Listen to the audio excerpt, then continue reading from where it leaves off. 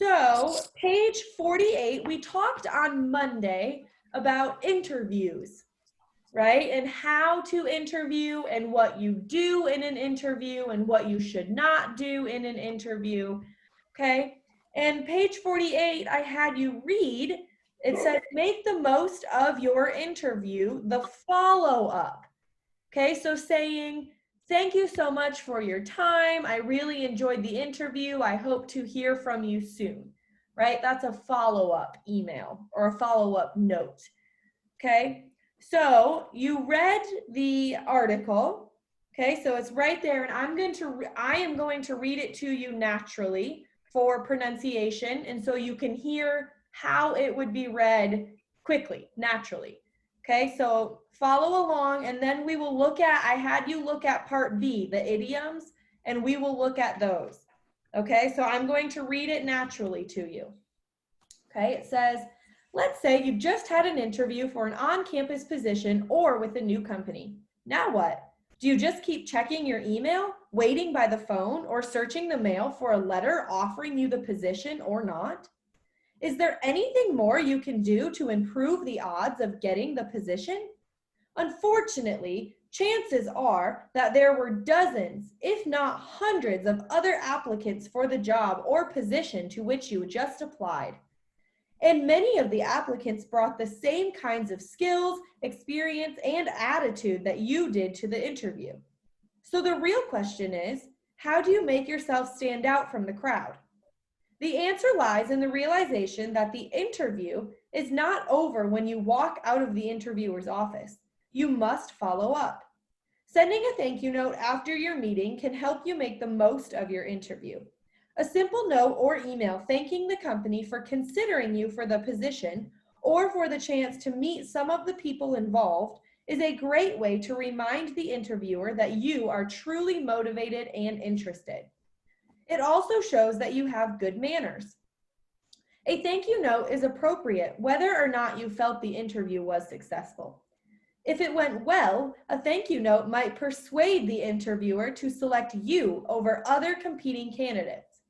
If it did not go well, the note can help the interviewer remember you favorably, even if you are not selected. At the end of your interview, the interviewer should have told you how to follow up and whom to contact. If not, just address the thank you note to him or her. Write the note soon after the interview to improve the chance that the interviewer will remember you. It is important to send only one follow-up email or note. If you do not get a response, then you can assume that you did not get the position. Do not send more follow-up notes. You will become an annoyance, and that is not your goal. Instead, be prepared to move on to the next opportunity. Don't focus on what could have been, but on what may still lie ahead. Okay? That's kind of a difficult paragraph. There are a lot of idioms and phrases that are not normal, okay, or that are different as a phrase than they are as separate words. So if you took the time in the last couple of days to read it and to look up what that means or to translate it, you might understand better, but it's not a really easy paragraph. So let's take a few minutes and let's look at it, okay? So it's not easy. No, it's not an easy one. It's not an easy paragraph. This whole book is full of paragraphs that are difficult and that you will have to translate and research and look at, and that's okay. It will expand your vocabulary and your grammar, okay? So first, let's look at part B, and then we can go back to the paragraph and look at the paragraph, okay? So part B says the idiom is improve the odds is the first one. Okay, so that's in the first paragraph.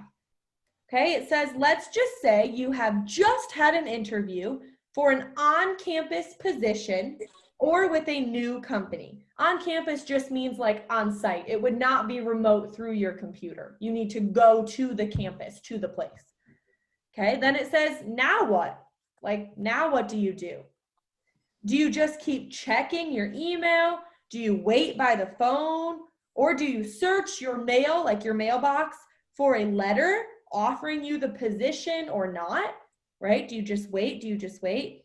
These are called rhetorical questions. You're not really supposed to answer the questions. They just make you think.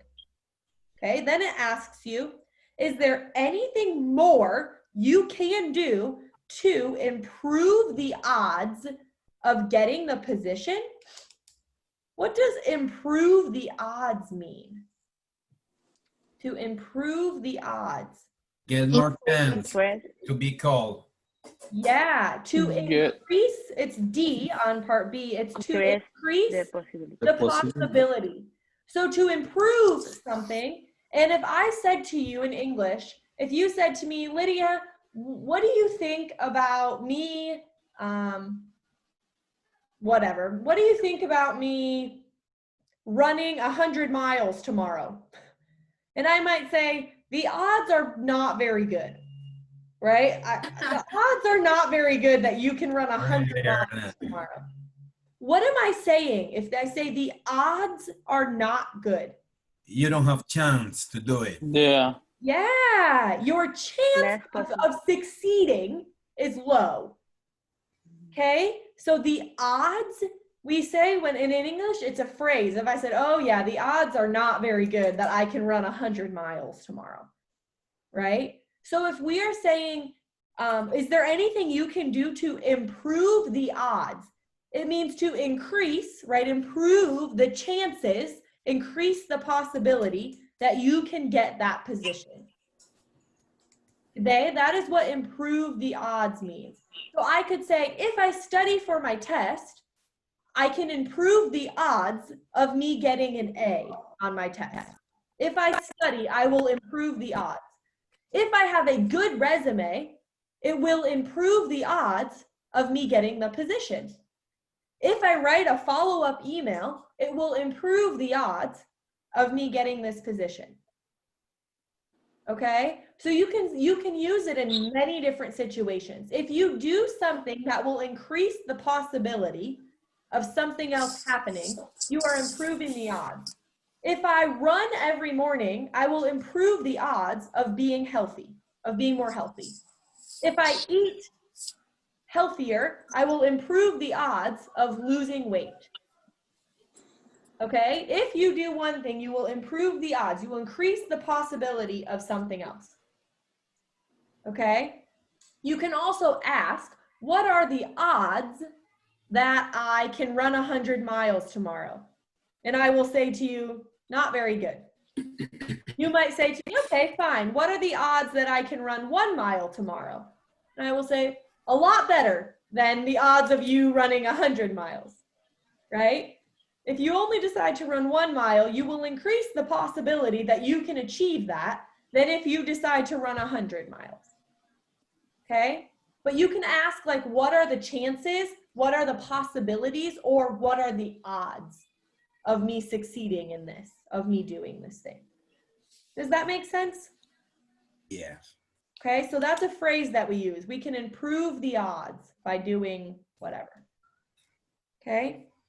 The second paragraph says, unfortunately, chances are that there were dozens. Dozens means, so a dozen is 12. Like a dozen eggs is 12 eggs. So if I say there were dozens, it means like 12 times 12 times 12. There were a lot, dozens, okay? If not hundreds.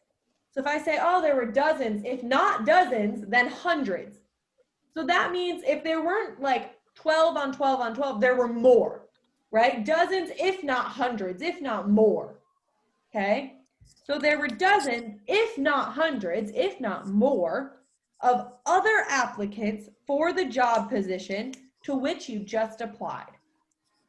Okay, so to the job that you just applied for, there's probably dozens or hundreds of different applicants.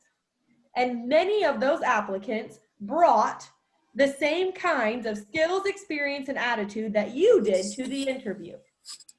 Okay, so the real question is, how do you make yourself stand out from the crowd? Okay, so that paragraph has 2 idioms, chances are and stand out from the crowd. So if it says, unfortunately, chances are that there were dozens, what does chances are mean? Probably true. Good. Yeah, Veronica. Part number C, or letter C, sorry. It is probably true. We say that kind of a lot. At least I do. Like, well, the chances are that it's going to rain tomorrow because the weather says it's going to rain all day at 100%. So chances are it's going to rain.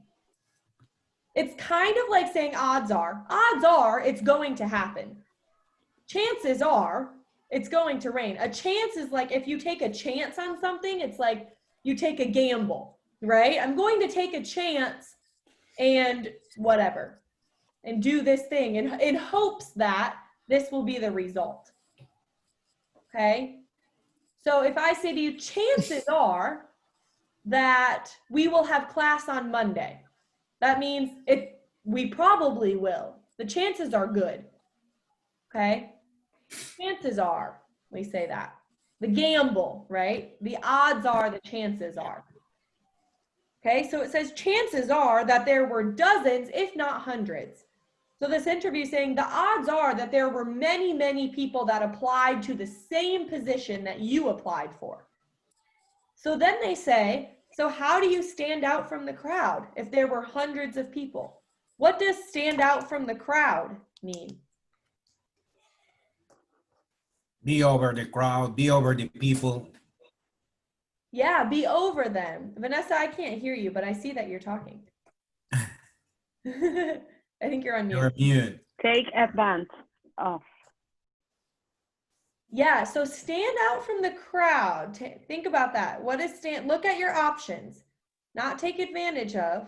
I think it makes it easy for people to remember you. Yeah, that's right. It's to make it easy for people to remember you. So imagine there's a crowd, right? A huge group of people. And how do you stand out means to be different, right? I'm going to stand out. I'm going to be different. Kind of what Jim said, be above, be different than. So when someone says like, wow, you really stand out from the crowd, it means you're easy to remember. There's something different about you that makes the interviewer remember you. You stand out from the crowd. So if someone ever says that to you, it's a compliment usually, right? You're easy to remember. There's something different about you than everyone else in that crowd. In this case, it means different applicants or candidates. Okay, so if there's hundreds of candidates, how do you stand out from the crowd? How are you different from everybody else? How are you easy to remember? Okay, that's stand out from the crowd. So how do you make yourself stand out from the crowd? Then it says, the answer lies in the realization that the interview is not over when you walk out of the interviewer's office. Okay, it says the answer lies in the realization. Okay, so when it says the answer lies, it means that's where the answer is.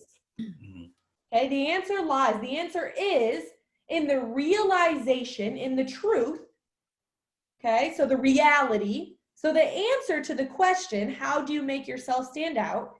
The answer lies. The answer is in the reality that the interview is not done when you walk out of that office, is what they're saying. You have to follow up. Right? You have to do something afterward. You have to write a note, is what this article is saying.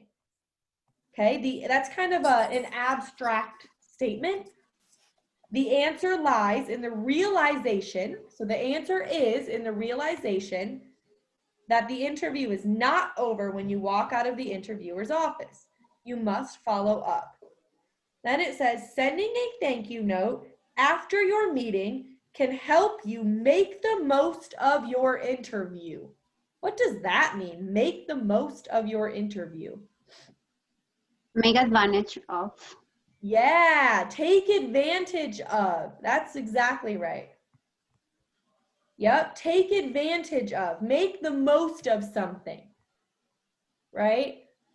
So whenever I think of that, it's like if it's raining really hard outside, it's raining really hard, and your 3-year-old little daughter says, Mommy, I want to go outside, right? I want to jump in the puddles.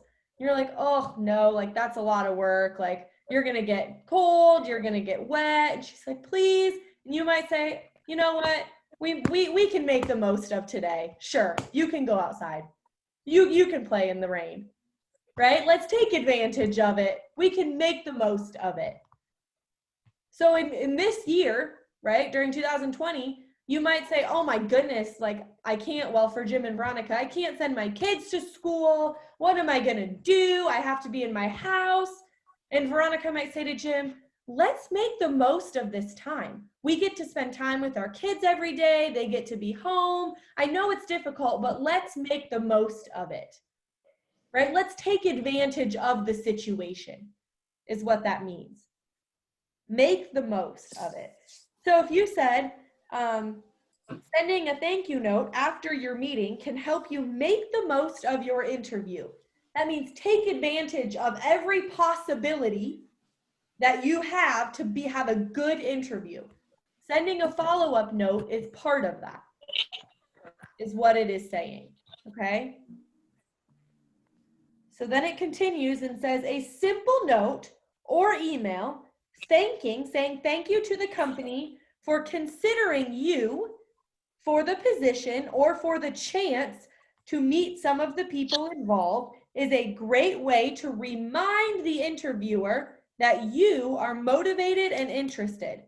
It shows that you have good manners, right? Saying thank you, being polite, good manners. A thank you note is appropriate whether or not you felt the interview was successful. So in this situation, Afifa, appropriate is like what I was saying, like how do you respond in a situation? A thank you note is an appropriate way, a correct way to respond in this situation. If it went well, a thank you note may persuade, it may make the interviewer want you more, right? It might change their thinking.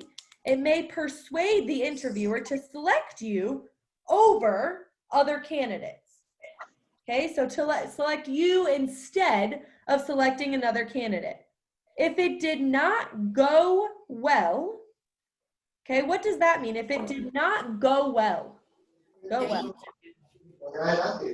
yeah, if it did not succeed, right? So if something went well, it means it succeeded. It was good. Okay, so if you might say that did not go well, right? I did not succeed is what you think. Okay, so that's what go well means. If it did not go well, if it did not succeed, Did not go well. okay, the note can help the interviewer remember you favorably. Favorably is in favor of, remember you well, right? In favor as a favorite, even if you are not selected. Okay, so it's saying even if your interview did not go well, writing a thank you note at least can make the interviewer say, well, they were a very kind person, right? Or at least they said thank you, or I will remember them for the future, even though they did not get selected for this position. Okay. Then the last thing says, it is important to send only one follow-up email. If you do not get a response, you can assume, you can make the assumption, right? You can just think without knowing is assuming, thinking without knowing the facts, that you did not get the position. Do not send more follow-up notes. You will become is like you will be an annoyance, annoying, right? If you are sending more than one and continuing to send emails, you're going to be annoying. They don't want that. You will become an annoyance, and that is not your goal. Instead, be prepared to move on to the next opportunity. What does move on mean? To move on. Change to a new activity. Yep, good. To change to a new activity, to move ahead, move forward, keep going, change to a new activity. Okay? Do not focus on what could have been. Okay, do you know that? What could have been, right? You might say this could have been a good day, but I got sick this morning. It's not a good day. Okay, could have been. There was a possibility of something happening, but something else happened and so it's not. It's like wishing, like, oh, what could have been, right? 2020 could have been a good year, but the pandemic hit, so it was a difficult year, for example, right? Oh, it could have been. You are wishing, okay? Technically present perfect, but you're talking about something that you wish about, and it did not happen. A possibility that could have happened, but it did not. Okay, do not focus. It's telling you don't think about, don't focus on what could have been, but on what may still lie ahead. The opportunities that might come in your future is what that means. The opportunities that might still come in your future. Just like it says the answer lies in the realization, the answer is, right? It lays, like think about laying to rest, it's laying in the realization. So you would say, don't focus on what could have been in the past, but on what may still lie, what may still be in your future. Difficult paragraph, a lot of things. Interesting. Yeah, a lot of new idioms. I know that was not easy. Are there any specific questions at all?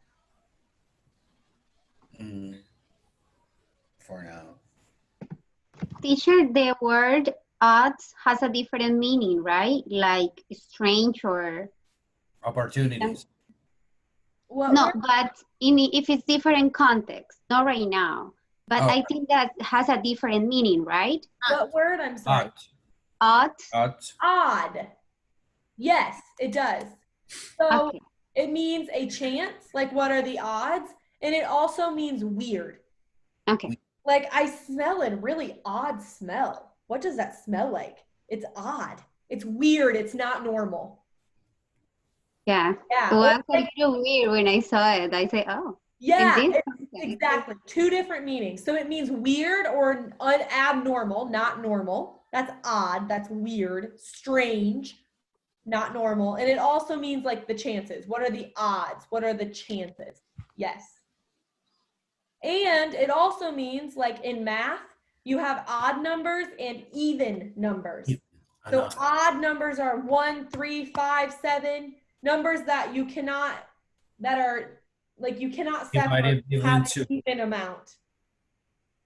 So like an odd, like 3, you can't split the number 3 into 2 and 2. It's an odd number. So odd and even numbers as well, but that's only in math. But yes. Odd has two different big meanings in English. Weird and strange, or what are the chances of? What are the odds? Good question. Are there any other specific questions right now about this paragraph? Had a lot of new things. I liked it. Okay. Okay, we'll read through this more, right? And look at kind of what we looked at and start to use these idioms in your everyday language, because then you will get used to them. They will become normal for you. So it's helpful. And if you hear them, then you know, oh, okay, I know what they're saying. Okay. So these are really good. And I like level 5's books. I don't love some of the stuff, but their paragraphs have a lot of those kinds of things in them. And I really like that. So yes, very good. Okay, I want you now, since we reviewed that, to look at numbers 7 through 12. It says complete the sentences with the best idiom. Okay, and you might have to change the verb forms if necessary. Okay, so you might have to change the verb to the past. Instead of improve the odds, it might be improved the odds. Okay, so look at the context of the sentence. Okay, and I'm just going to split you into small groups and look at them and help each other and just practice looking at them in a different sentence. Okay, so I'll just give you a few minutes, but join your, oh, sorry. So join a group, it's just you and one other person, and try and do those, and we will go over them.